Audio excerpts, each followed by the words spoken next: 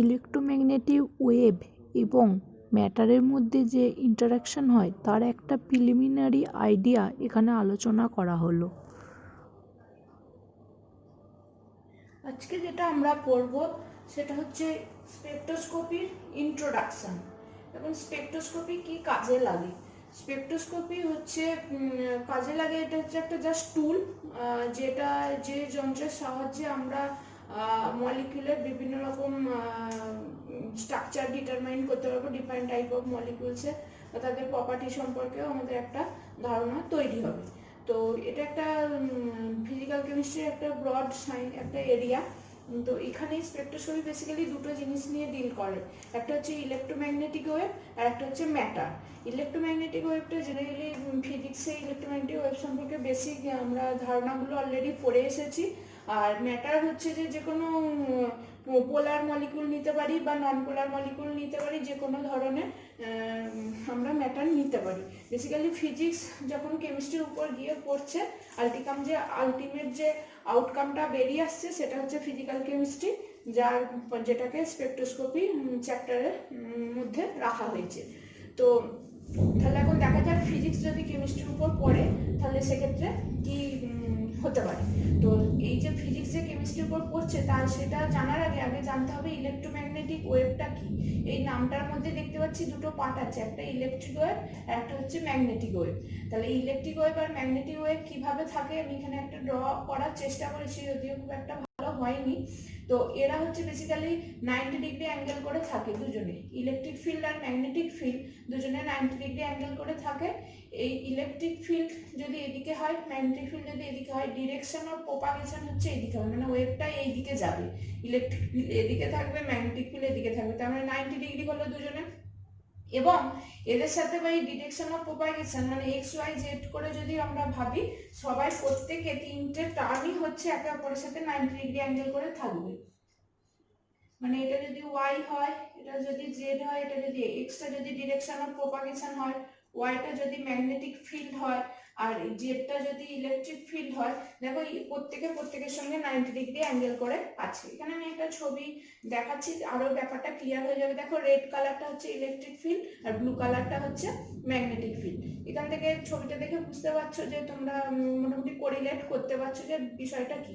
এই যে জিনিসটা ইলেকট্রিক ফিল্ড কোন দিকে দেখাবে, ম্যাগনেটিক ফিল্ড কোন দিকে থাকবে, ডিরেকশন অফ প্রপাগেশন কোন দিকে থাকবে, সেটা আমরা এই রাইট হ্যান্ড থাম্বস রুলের উপর ভিত্তি করে আমরা এটা তৈরি করেছি। তো তাহলে এই রাইট হ্যান্ড থাম্বস রুলটা এর উপর আমরা অ্যাপ্লাই করতে পারবো। এখন হচ্ছে যে ফিজিক্স থেকে আমরা ছোটবেলায় যে পার্টগুলো পড়েছি সেটা এখানে একটুখানি জাস্ট এক ঝলক একটু দেখে নিই, আমরা সবাই জানি তাও একবার জাস্ট দেখে নিচ্ছি। দেখো এখানে যখন এরকম ভাবে ওয়েভটা যাচ্ছে, এই যে ডিরেকশন ওয়েভটা যখন এরকম ভাবে যাচ্ছে, দেখো এইদিকে দেখো আমি যে কোনো একটা ক্রেস্ট, এইগুলোকে উপরগুলো তো ক্রেস্ট বলে, নিচেগুলোকে ট্রাপস বলে, মানে দুটোর মধ্যে যে ডিস্টেন্সটা, এই যে দুটোর মধ্যে যে ডিস্টেন্সটা সেটাকে ল্যামডা বলা হয়। এই পয়েন্ট থেকে এই পয়েন্টের যে ডিস্টেন্সটা সেটা হচ্ছে ল্যামডা অর্থাৎ ওয়েভলেন্থ, বা এই পয়েন্ট থেকে এই পয়েন্টের ডিস্টেন্সটা ল্যামডা। আবার ধরো যত এদিকে এগিয়ে যাচ্ছি, দেখো যেভাবে ড্র করেছি তাতে করে দেখো ল্যামডাটা এইটার রেসপেক্টে এইটা কোনটার ডিস্টেন্সটা বেশি, এই ল্যামডাটা না এইটা। আরো যদি ওইভাবে যাই দেখো ওইদিকে ল্যামডাটা হচ্ছে কি হচ্ছে আরো আমার বেড়ে গেছে। তাহলে আমি যত এদিক থেকে এইদিকে যাচ্ছি, যেভাবে ওয়েভটা আমি ড্রয়িং করেছি তাতে করে ল্যামডাটা দেখছি এদিক থেকে এদিকে ল্যামডা বেড়ে যাচ্ছে।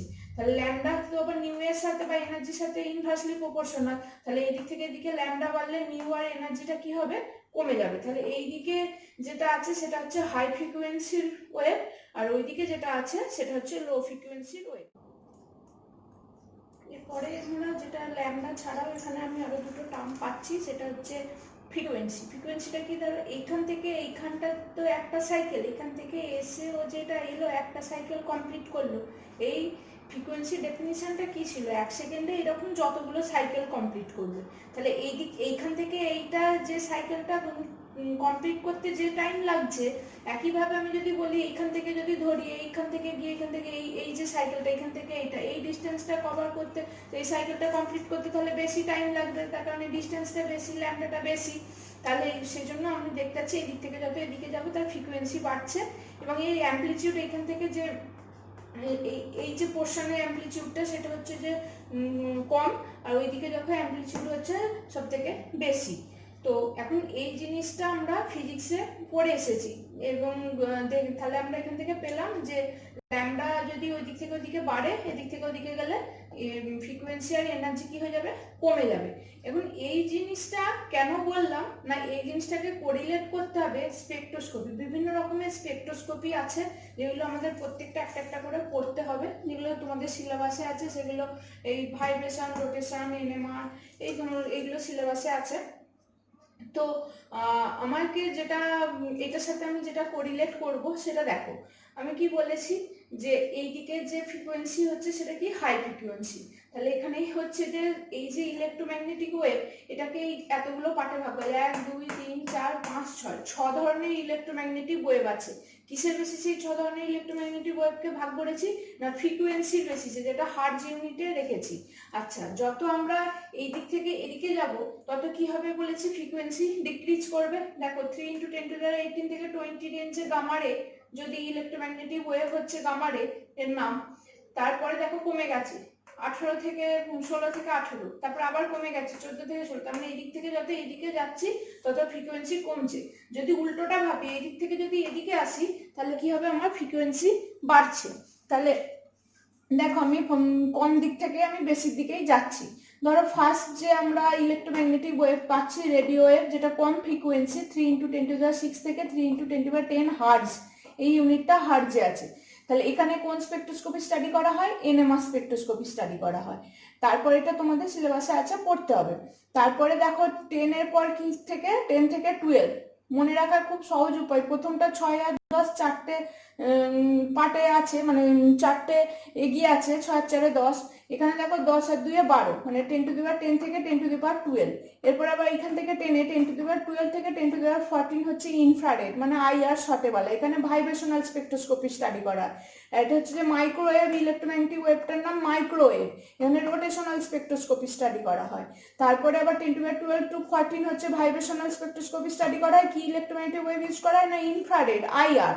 তারপরে হচ্ছে আবার 14 থেকে হচ্ছে কি 16, দেখো প্রত্যেকটা 2 করে গ্যাপ কিন্তু টু দি পাওয়ারে। তাহলে এখানে কোন স্পেকট্রোস্কোপি স্টাডি করা হয় না, ইউভি ভিজিবল ইলেকট্রোম্যাগনেটিক ওয়েভে ইলেকট্রনিক স্পেকট্রোস্কোপি স্টাডি করা হয়। তারপরে হচ্ছে দেখো 16 থেকে 18, এখানে এক্স রে ইলেকট্রোম্যাগনেটিক ওয়েভ ব্যবহার করিয়ে ফটো ইলেকট্রন স্পেকট্রোস্কোপি স্টাডি করা হয়, সাথে পিইএস বলা হয়, photo electronic spectroscopy. And last one হচ্ছে 10⁻18 থেকে 10⁻20 মসবার স্পেকট্রোস্কোপি স্টাডি করা হয়। এই দুটো তো তোমাদের সিলেবাসে নেই। তো এখান থেকে আমি যেটা দেখতে পাচ্ছি যে প্রত্যেকটাই 2 ইউনিট করে ডিফারেন্স আছে, ফ্রিকোয়েন্সিটা হার্টজ ইউনিটে আছে, এবং এটা মনে রাখার খুব সুবিধা, কার কত কোন রেঞ্জে কত ফ্রিকোয়েন্সি দেবে। এগুলো হচ্ছে প্রত্যেকটা উপরে যেগুলো লেখা আছে সেগুলো হচ্ছে define type of electromagnetic wave in terms of their frequency. আর এখানে হচ্ছে এই স্পেকট্রোস্কোপিগুলো, এই ইলেকট্রোম্যাগনেটিক ওয়েভের আন্ডারে এই স্পেকট্রোস্কোপিগুলো স্টাডি করা হয়ে থাকে।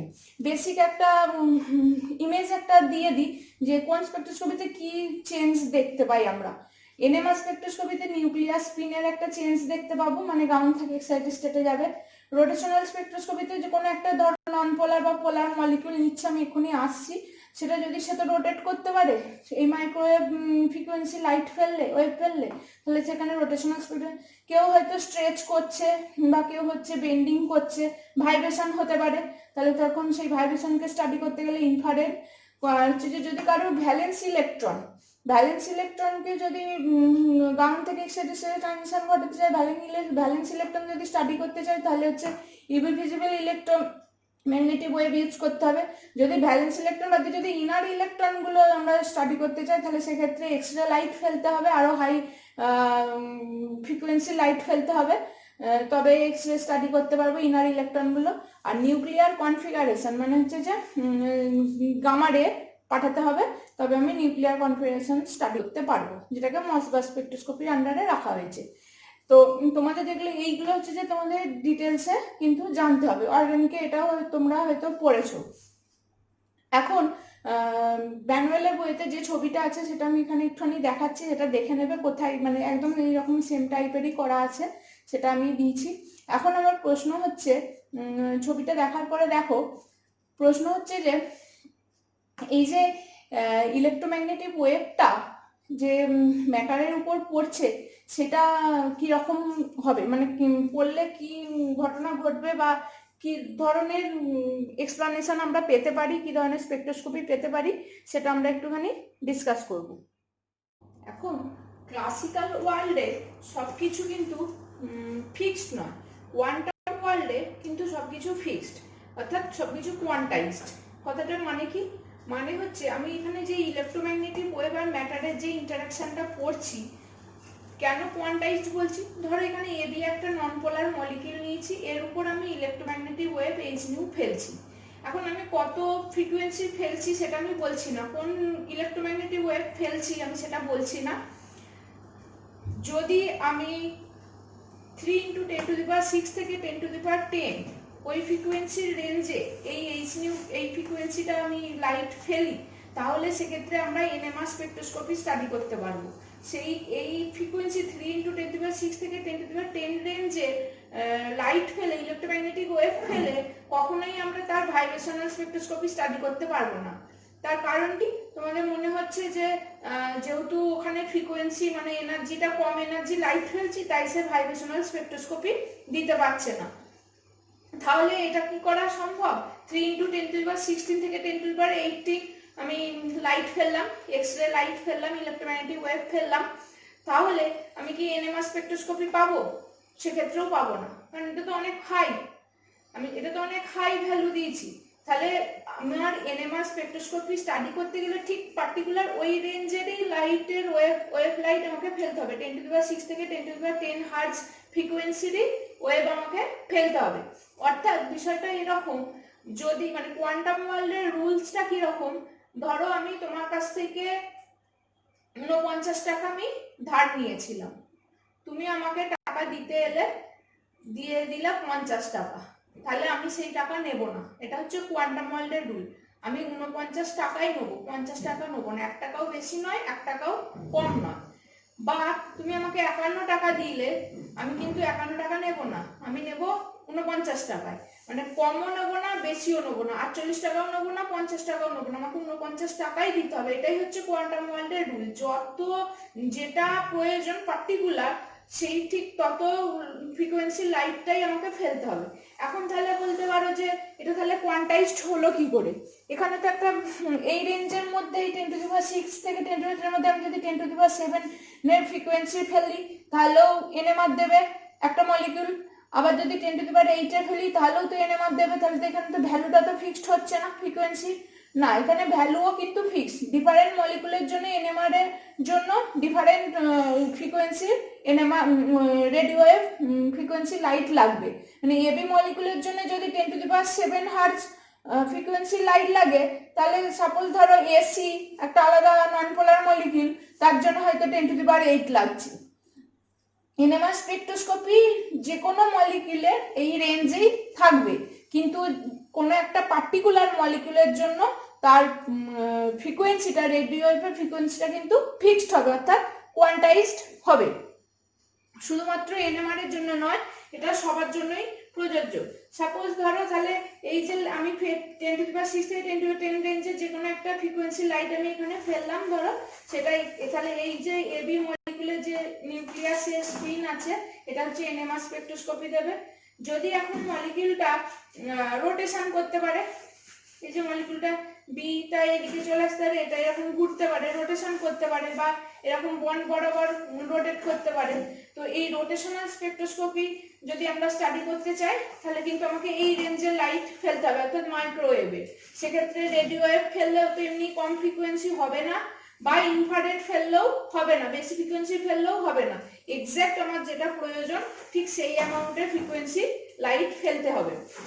বা ধরো আমি এবি যে বন্ড করে আছে, ধরো পাই বন্ড করে আছে, এদিকে হয়তো কম্প্রেশন হতে পারে, বা এদিকে এবি মলিকিউলকে আমি স্ট্রেচ করতে পারি।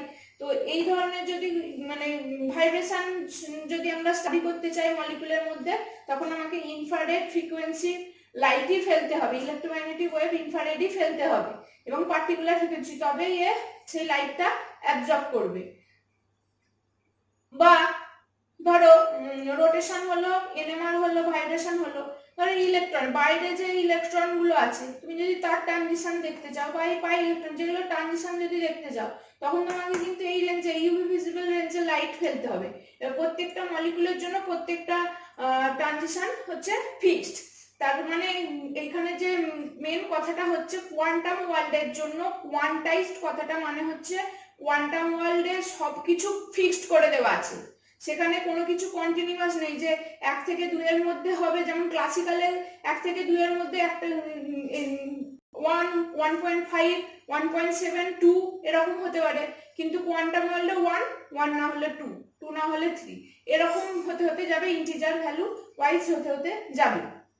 আরো ডিটেলসে যখন স্পেকট্রোস্কোপি আসবো আমরা দেখতে পাবো, সেখানে পড়বো। তাহলে আমরা এখানে এটা যেটা মেইনলি বললাম যে সমস্ত কিছু ফ্রিকোয়েন্সি যে অ্যাবজর্ব করবে লাইটটা সেটা হচ্ছে অল আর কোয়ান্টাইজড। এখানে স্পেকট্রোস্কোপি দু ধরনের হয়, একটা হচ্ছে অ্যাবজর্পশন স্পেকট্রোস্কোপি আর একটা হচ্ছে এমিশন স্পেকট্রোস্কোপি। দুটোর মধ্যে ডিফারেন্স একটু যেটা আছে সেটা একটুখানি জাস্ট আউটলাইনটা বলে দিচ্ছি, দেখো। তাহলে দুই ধরনের স্পেকট্রোস্কোপি আছে, একটা হচ্ছে অ্যাবজর্পশন স্পেকট্রোস্কোপি আর একটা হচ্ছে এমিশন স্পেকট্রোস্কোপি। মানে টেকনিক্যাল দিক থেকে এখানে যখন স্যাম্পল হোল্ডারের মধ্যে তুমি স্যাম্পল দিয়ে মানে ম্যাটারটা দিয়ে যখন ইলেকট্রোম্যাগনেটিক ওয়েভ দিয়ে এটাকে হিট করবে, তাহলে কি হবে, মলিকুলটা তখন গ্রাউন্ড স্টেট ছিল, গ্রাউন্ড স্টেট থেকে এক্সাইটেড স্টেটে গেল। এই ধরনের যে স্পেকট্রোস্কোপি ডিল করা হয় সেগুলোকে বলা হয় অ্যাবজর্পশন স্পেকট্রোস্কোপি।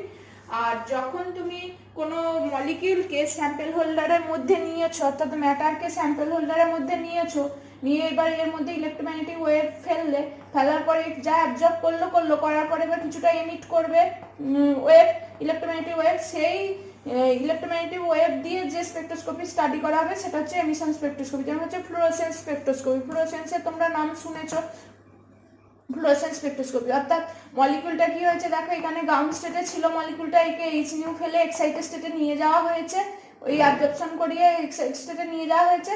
এরপরে এক্সাইটেড স্টেট থেকে যখন লাইটটা এমিট করবে সেটা যে স্পেকট্রোস্কোপি স্টাডি করা হয় সেটা হচ্ছে এমিশন স্পেকট্রোস্কোপি, বা ওর একটা এক্সাম্পল হচ্ছে ফ্লুরোসেন্স স্পেকট্রোস্কোপি। এর পরের দিনে আমরা যেটা আসবো বর্ন ওপেনহাইমার অ্যাপ্রক্সিমেশন। এখানে আমি তোমাদের যে ছবিটা দেখিয়েছি ইলেকট্রোম্যাগনেটিক ওয়েভের ছবি দিয়েও দেখিয়ে দিয়েছি কিরকম ভাবে ওয়েভটা যেতে পারে। এই প্রত্যেকটা ইলেকট্রোম্যাগনেটিক ওয়েভ প্রত্যেকটা তোমরা ভালো করে পড়বে এবং তাদের রেঞ্জগুলো মাথায় রাখবে ইন টার্মস অফ হার্টজে, তাহলে মনে রাখাটা খুব সহজ হবে। এবং কোন ইলেকট্রোম্যাগনেটিক ওয়েভ আমরা কোন স্পেকট্রোস্কোপির জন্য ইউজ করব ডিটেলসে আমরা আস্তে আস্তে এবার পড়বো নেক্সট। তাহলে আমাদের এরপরে টপিক হচ্ছে বর্ন ওপেনহাইমার অ্যাপ্রক্সিমেশন।